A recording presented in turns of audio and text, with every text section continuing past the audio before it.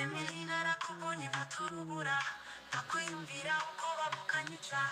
nyemerera nza kujyana mu Burundi mu Kirundo dushike Busoni Rusarasi zo kwereka mu byanzu ndakujyane utiyaga weru tuzerekeza hano harenge ndagukunda ariko numva ndafitinya nashaka ko bivuga ariko ubwoba bukashinga Emeline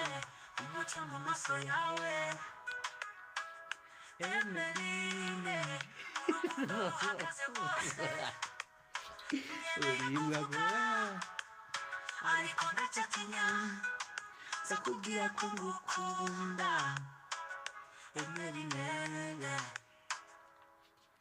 ibuka ijoro twicaye ku nkengero tuganira ku byiyumviro byacu byose niyo mpamvu nashaka kukwambura amahoro nifuza kugukunda mu buryo bwose ariko umutima wacu uragushidikanya ngo mbivuge ariko imbaraga z'ubwoba zimitira ntekereza kuzajya nkayo nyumvamo ariko sindashobora kukureka Emeline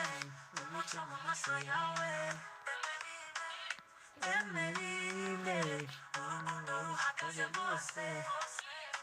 nkeneye kuvuga ariko ndacatinya zakubwira ko ngukunda Emeline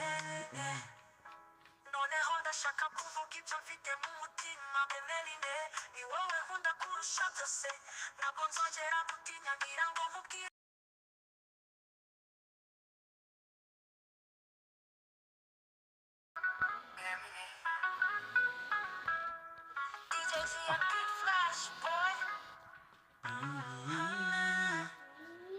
Emily narakubonye nkaturubura ndakwiyumvira uko babukanyica nyemerera nza kujyana mu Burundi mu Kirundo dushike Busoni Rusarasi zo kwereka mu byanzu ndakujyane utiyaga weru tuzerekeza hano harenge ndagukunda ariko numva ndafitinya nashaka ko bivuga ariko ubwoba bukashinga Emeline umuca mu maso yawe Emeline uhagaze rwose